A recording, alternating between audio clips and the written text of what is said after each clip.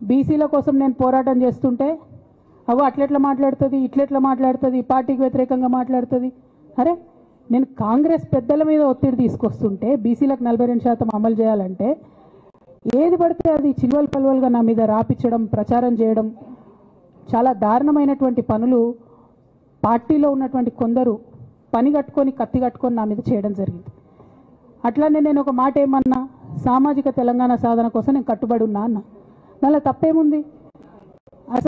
అసలు నాకు జన్మనిచ్చినటువంటి నా తండ్రి, ఈ ప్రాణాన్ని భిక్షగా ఇచ్చినటువంటి నా తండ్రి, ఆయన చిటికెన వేలు పట్టుకొని నేను ఓనమాలు నేర్చుకున్న ఉద్యమాలు ఎట్లా చేయాలని, ఆయన చిటికెల వేలు పట్టుకొని ప్రజలంటే ఏంది, ప్రజా సమస్యలు అంటే ఏంది, ఎందుకోసం దాని మీద గలమెత్తాలని చెప్పి నేను నేర్చుకున్నా.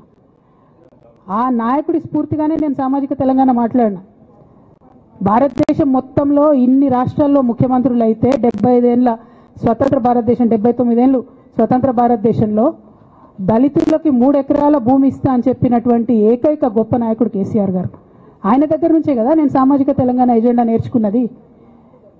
బీసీలకు ఎవరు వృత్తి పనిదారులు ఉంటే వాళ్ళకి చేయూతనిస్తా అని చెప్పినటువంటి ఏకైక ముఖ్యమంత్రి కేసీఆర్ గారు. చెప్పినట్టుగా డబ్బులు ఇచ్చిండు కూడా, ప్రతి కులాన్ని కాపాడుకునే ప్రయత్నం చేసిండు. అది కాదా సామాజిక తెలంగాణ? నేను మే 1 నాడు లేబర్ డే రోజు మాట్లాడితే దాన్ని చిల్వల్ పలువలు చేసి సామాజిక తెలంగాణ పేరుతోని కవిత పార్టీ పెడుతుందని చెప్పి నేను నిన్న చెప్పిన 2 పేర్లు పని కట్టుకొని నా మీద దుష్ప్రచారం చేసిండ్రు. నేనేమైనా తప్పు మాట్లాడినా? బీఆర్ఎస్ పార్టీ వ్యతిరేకమా సామాజిక తెలంగాణ నినాదానికి? బీఆర్ఎస్ పార్టీకి సామాజిక తెలంగాణ అవసరం లేదా? భౌగోళిక తెలంగాణ వస్తే సరిపోతుందా?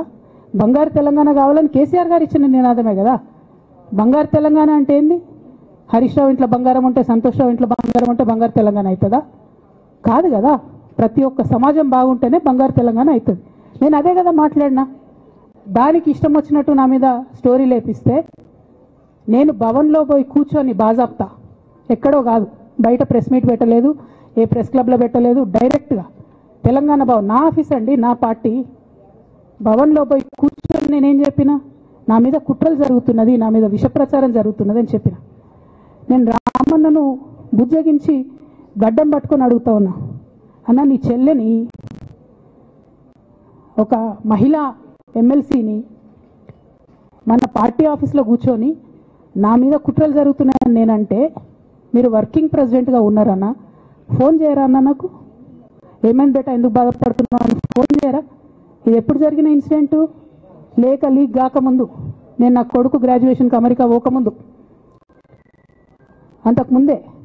మరి మీరు వర్కింగ్ ప్రెసిడెంట్ కదన్నా, నేను పార్టీ ఎమ్మెల్సీని కదా. చెల్లెలు అన్న బంధుత్వాలు పక్కన పెడదాం ఒక్క నిమిషం. ప్రొఫెషనల్ సెటప్లో ఒక పొలిటికల్ పార్టీలో ఒక మహిళా ఎమ్మెల్సీ భవన్లో కూర్చొని నా మీద కుట్రలు జరుగుతున్నాయంటే మీరు మాట్లాడినరా అన్న? 103 రోజులు అయిపోయిందన్న ఇయ్యాలటికి, ఒక్క మాట మాట్లాడినరా? కేసీఆర్ గారు దగ్గర నుంచి కమ్యూనికేషన్ రావాలని నేను ఎక్స్పెక్ట్ చేయలే. వారు పెద్దవారు, వారికి అనేకమైన పనులు ఉంటాయి. మొత్తం పార్టీని ఇప్పుడు పునర్నిర్మించుకోవాల్సిన అవసరం ఉంది. తెలంగాణకు జరుగుతున్నటువంటి అన్యాయాన్ని వారు ఎప్పటికప్పుడు దిశానిర్దేశం చేయాల్సిన అవసరం ఉంది. కానీ వర్కింగ్ ప్రెసిడెంట్ గారి దగ్గర నుంచి ఫోన్ రాకపోవడం మాత్రం ఒక మాట అనిపించింది నాకు. నేను కేసీఆర్ గారి బిడ్డను, నేను కూర్చొని ప్రెస్ మీట్ పెడితేనే రెస్పాన్స్ రాలేదంటే మరి ఇంకో మామూలు మహిళా కార్యకర్తకు బీఆర్ఎస్ పార్టీలో మన అన్యాయం జరిగితే రెస్పాన్స్ వస్తుందా? నాకైతే అనిపించలేదు. వస్తుందేమో నాకు తెలియదు. కానీ నేను ఒక మాటకు నాకు సంతోషం అనిపించింది. నాకు నోటీస్ రాగానే అక్కడ మహిళా ఎమ్మెల్సీలు కూర్చొని, మహిళలందరినీ కూర్చొని, ఫస్ట్ టైం అనుకుంటా భవన్లో 5 మహిళలు కూర్చొని ఇండిపెండెంట్గా ప్రెస్ మీట్ మాట్లాడింది. చాలా సంతోషం. ఇటువంటి అంతర్గత ప్రజాస్వామ్యం రావాలనే నేను కోరుకున్నా. మహిళలకు, ఎస్సీలకు, ఎస్టీలకు, బహుజనులకు కోటరీల అడ్డంకులు లేకుండా యాక్సెస్ రావాలి. అది మైక్కి యాక్సెస్ రావాలి, బాస్కి యాక్సెస్ రావాలనే నేను అనుకున్నా. అది జరిగింది, చాలా సంతోషం. నన్ను సస్పెండ్ చేసినాక అయినా పర్లేదు, కానీ జరిగింది. నిన్న మహిళలందరూ కూర్చొని మాట్లాడి నేనేమంటున్నా అంటే, కేసీఆర్ గారు, కేటీఆర్ గారు, నేను, మా కుటుంబం, మాది రక్త సంబంధం. పదవులు పోతేనో, పార్టీలకు వెళ్ళి సస్పెండ్ చేస్తేనో పోయేటటువంటి బంధం కాదు. కానీ ఎవరైతే వెస్టెడ్ ఇంట్రెస్ట్ ఉన్న పార్టీలు ఉంటారో, పార్టీలో ఉండి కేవలం డబ్బు సంపాదించుకోవాలనేటటువంటి ఒక ఆలోచనతో, వ్యక్తిగత లబ్ధి పొందాలనేటటువంటి ఆలోచనతో ఉన్నటువంటి వ్యక్తులు వాళ్ళకి కావాల్సింది ఏంది? మేము ముగ్గురం కలిసి ఉండొద్దు, మా కుటుంబం బాగుండొద్దు, మా కుటుంబం విచ్ఛిన్నమైతేనే వాళ్ళకి అధికారం వస్తుంది. దాంట్లో భాగంగా ఇవాళ మొదటి స్టెప్ నన్ను బయటేసిరు పార్టీలకు వెళ్ళి. అది ఇక్కడితో ఆగదు. నేను గౌరవనీయులు పెద్దలు దైవ సమానులు కేసీఆర్ గారిని విజ్ఞప్తి చేస్తా ఉన్నా, మీకు ఒక సూచన చేస్తా ఉన్నా. దయచేసి మీ చుట్టూ ఏం జరుగుతున్నదో ఒకసారి చూసుకోండి నాన్న. నన్ను ఇవాళ బయటకు పంపొచ్చు, నేను మీలాగా స్ట్రేట్ ఫార్వర్డ్ ఉంటా, నిజాలు మాట్లాడతా. నేను ఉద్యమం నేపథ్యం నుండి వచ్చిన కాబట్టి నాగ్గా ఉన్నది లేనట్టుగా లేనిది ఉన్నట్టుగా మోసం చేయాలని చెప్పో ఇంకోటి చేయాలని చెప్పో మాట్లాడను. స్ట్రేట్ ఫార్వర్డ్గా ఇష్యూస్ మాట్లాడతా కాబట్టి నన్ను ఇలా బలి చేసి పర్వాలే. కానీ రేపటి నాడు ఇదే ప్రమాదం రామన్నకు కూడా పొంచుంది, రేపటి నాడు ఇదే ప్రమాదం మీకు కూడా పొంచుంది. అల్టిమేట్గా బీఆర్ఎస్ పార్టీని హస్తగతం చేసుకోవడానికి జరుగుతున్నటువంటి కుట్రలో భాగంగానే ఇవాళ నన్ను ఎలిమినేట్ చేయడం జరిగింది.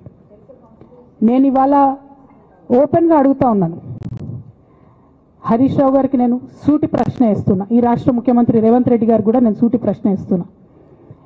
నా మీద కుట్రలు ఎప్పటి నుండి ప్రారంభమైనాయి? ఎప్పుడైతే హరీష్ రావు గారు రేవంత్ రెడ్డి గారు ఒకే ఫ్లైట్లో హైదరాబాద్ నుండి ఢిల్లీకో, ఢిల్లీ నుండి హైదరాబాద్లో ఒకే ఫ్లైట్లో వాళ్ళిద్దరు ప్రయాణం చేసి వచ్చినప్పుడు హరీష్ రావు గారు రేవంత్ రెడ్డి గారి కాళ్ళు పట్టుకొని సరెండర్ అయినాక ఈ కుట్రలు స్టార్ట్ అయినాయి, నా మీద ఈ స్టోరీలు స్టార్ట్ అయినాయి, మా కుటుంబాన్ని విడగొట్టాలనేటటువంటి కుట్ర స్టార్ట్ అయింది. నేను ఛాలెంజ్ చేస్తా ఉన్నా, రేవంత్ రెడ్డి గారు మీరు చెప్పండి, ఆ ప్రయాణం జరిగిందా జరగలేదా? హరీష్ రావు గారు మీరు చెప్పండి, ఒకే ఫ్లైట్లో మీరు రేవంత్ రెడ్డి గారితో కలిసి వచ్చిండ్రా రాలేదా? ఆ తర్వాత నుండే నా మీద ఈ కుట్రలు జరుగుతున్నాయా లేదా? సరెండర్ అయింది మీరు. ప్రతి ఒక్క విషయంలో దాదాపు ఒక 7-8 ఇష్యూస్ ఉన్నాయి, ఇన్సిడెంట్స్ ఉన్నాయండి. అఫీషియల్ పిఆర్ఓ ట్వీట్ చేస్తాడు, Congress party official PRO tweet చేస్తాడు, ముఖ్యమంత్రి గారు పిఆర్ఓ, ఈ పాల వ్యాపారంలో అవినీతి జరిగిందని. తెల్లారి 2-3 పేపర్లలో వస్తుంది, 3వ రోజుకి మాయమైపోతుంది. అదే కేటీఆర్ గారినేమో 3 సార్లు విచారణ పేరుతో పిలిచి వేధిస్తారు. అంటే కేసీఆర్ కుటుంబం నికార్స్గా బరిగీసుకొని కాంగ్రెస్ పార్టీతో రేవంత్ రెడ్డి కొట్లాడుతున్నాం కాబట్టి మా మీదనేమో కుట్రలు జరుగుతాయి, మా మీదనేమో కేసులు పెడతారు. మీ మాత్రం 1 or 2 days హెడ్లైన్స్ వస్తే తర్వాత news గాయబవుతుంది.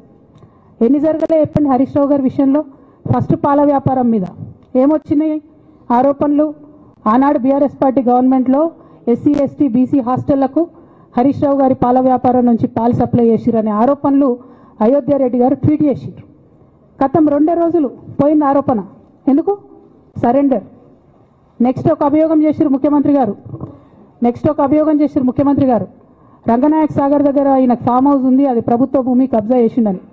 1 day headline, 3rd day news గాయబ్, నో కేసు నథింగ్. కేటీఆర్ పరిస్థితి ఏంటి? ఎన్ని కేసులు పెట్టిరు కేటీఆర్ అన్న మీద? ఎన్నిసార్లు పిలిచిండు విచారణకు? ఇవన్నీ పక్కన పెడదాం, నిన్నటి లేటెస్ట్ ఇష్యూ మాట్లాడదాం. కాళేశ్వరం కానీ ఇంకోటి కానీ ఏ ప్రభుత్వంలో అయినా